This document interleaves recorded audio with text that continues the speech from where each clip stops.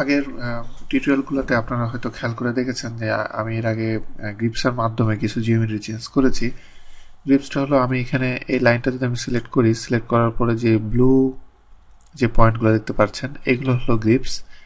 আমি যদি এই গ্রিপসের উপরে হভার করি তাহলে দেখেন দুইটা ইনফরমেশন দেখাচ্ছে, এই লাইনটার লেন্থ এবং এটা কত ডিগ্রি অ্যাঙ্গেলে আছে সেটা। তার আগে আরেকটা কথা বলি, আপনি অবশ্যই এখানে যে ডাইনামিক ইনপুট যেটা সেটা অবশ্যই এখানে অন করে রাখবেন। এখন এখানে আমি হভার করার পরে আমি এই দুটো ইনফরমেশন পাচ্ছি। এরপরে এখানে যে সার্কেল দেখতে পাচ্ছেন, আমি যদি সার্কেলে হভার করি তাহলে দেখেন সার্কেলের ডায়ামিটার কত এগুলো দেখাচ্ছে। এই আর্কের ইনফরমেশন পেতে চাইলে আমি এখানে হভার করলে ইনফরমেশনগুলো আমি পাচ্ছি।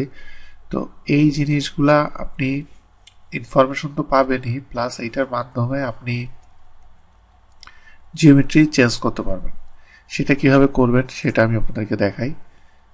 এখানে আমি এটার উপর সিলেক্ট করলে এখানে দেখেন আমি ট্যাব, আপনার কম্পিউটারে যে ট্যাব বাটন আছে ট্যাবে যদি ক্লিক করেন তাহলে দেখেন দুই জায়গায় চেঞ্জ হচ্ছে।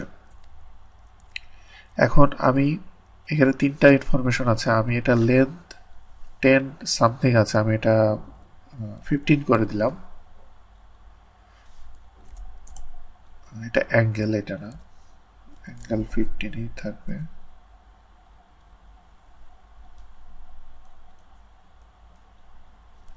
এটাকে আমি 20 করছি। দেখেন আমি এবার লেন্থটাকে 20 করেছি। লেন্থটাকে 20 করার কারণে এবার এখানে 20 দেখাচ্ছে। আমি যদি এখানে অ্যাঙ্গেলটাকে 15 বদলে 25 করে দিই তাহলে দেখেন অ্যাঙ্গেলটা কীভাবে এখানে চেঞ্জ হয়ে গেল। এইভাবে আপনি গ্রিপসের মাধ্যমে আপনি কাজ করতে পারবেন লাইনগুলোতে। এরপরে আপনি যে ডায়ামিটার যেটা আছে, আমি যদি ডায়ামিটার 2.7 আছে এটাকে আমি 4 করে দিই, আপনি খুব সহজেই এটাকে আপনি 4 ডায়ামিটার আপনি করতে পারবেন। এরপরে আমি এই ডায়ামিটারে উপরে আরেকটা ইনফরমেশন আছে 000 দেখাচ্ছে। আমি ওইখানে যে আমি যদি এটা ভিতরের দিকে নিই তাহলে দেখেন মানে এই ডায়ামিটারটা আমি কতটুকু ছোট করতে চাই সেটা আমি চেঞ্জ করতে পারবো।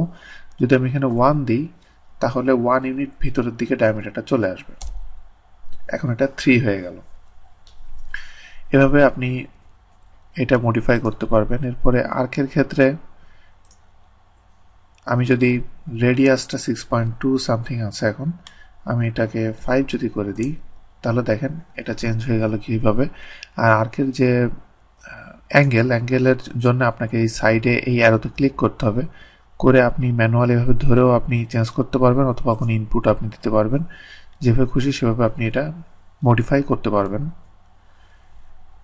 এরপরে আরেকটা দেখেন যে এখানে যে গ্রিপটা এটা আমি সিলেক্ট করে এটা যদি আমি সেন্টারে নিই এবং এটা সিলেক্ট করে এটাকে আমি সেন্টারে নিচ্ছি। সেন্টারে নেওয়ার পরে আপনি দেখেন যে আমি যদি এই গ্রিপটার আমি এই পয়েন্টটা থেকে আমি সিলেক্ট করি, করার পর আমি যদি রাইট বাটন ক্লিক করি এখানে কিছু অপশন এখানে আছে। এই অপশনগুলো আমি আপনাদেরকে রিকমেন্ড করবো, প্রত্যেকটা অপশন আপনি এখান থেকে এখানে যে স্ট্রেস, মুভ, রোটেট, স্কেল কোনটা দিয়ে কী করা হচ্ছে এইগুলো আপনি অ্যাটলিস্ট একবার হলেও এটা আপনি দেখেন, এটা আপনার জন্য ভালো হবে। আমি আপনাদেরকে রোটেটটা দেখাচ্ছি। রোটেট আমি সিলেক্ট করলে দেখেন আমি এটা খুব সহজে আমি রোটেট করতে পারছি। আমি যে অ্যাঙ্গেল খুশি সেই অ্যাঙ্গেল দিয়ে ওটা রোটেট করতে পারবো। আমি যদি চাই পুরোটা একসাথে যদি রোটেট করতে চাই সেই ক্ষেত্রে আমি এটার সেন্টারে পুরোটা সিলেক্ট করে সেন্টারে সিলেক্ট করব। সিলেক্ট করার পরে রাইট বাটন ক্লিক করে রোটেট দিয়ে আমি এখানে 90 ডিগ্রি দিলেই এটা চেঞ্জ হয়ে গেল। তো গ্রিপের মাধ্যমে আপনি এখানে কিছু অপশন আছে, ওইসব অপশনগুলো আপনি ইউজ না করেও আপনি গ্রিপের মাধ্যমে খুব সহজেই আপনি কাজগুলো করে ফেলতে পারেন। একটা প্র্যাকটিক্যাল এক্সাম্পল এখানে আপনাদেরকে দেখাই। আমি ডান দিকের যে অবজেক্টটা, বাম দিকের অবজেক্টটা পুরো ডান দিকের মতো করে আমি করব। সেটা করতে গেলে আমাকে যেটা করতে হবে, আমি এগুলো সব ডিলিট করে দিচ্ছি। ডিলিট করে এই পয়েন্টের সাথে এই পয়েন্ট যোগ করে দিলাম। আর এখন এখানে যে একটা ইনক্লাইন্ড সারফেস আছে এটা আমি তৈরি করব। এটা তৈরি করতে গেলে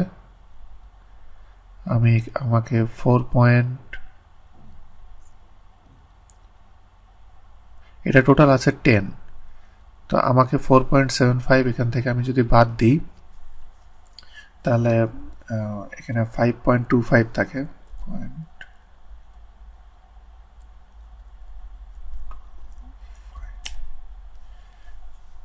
5.25, আর এটাতে 8.5 আছে, 8.5 আছে, এটাকে আমি 3 করে দিলাম। দেওয়ার পরে এরপর আমি জাস্ট একটা লাইন এখানে আমি যদি অ্যাড করে দিই, এটার মতো হয়ে যাবে। তো এটার একটা বেসিক কনসেপ্ট, বেসিক লেভেলের এই কনসেপ্টটা আপনার যদি ক্লিয়ার থাকে, পরবর্তীতে আপনি যখন 3D নিয়েও কাজ করতে যাবেন, এই গ্রিপের এই জিনিসগুলো আপনাকে অনেক হেল্প করবে।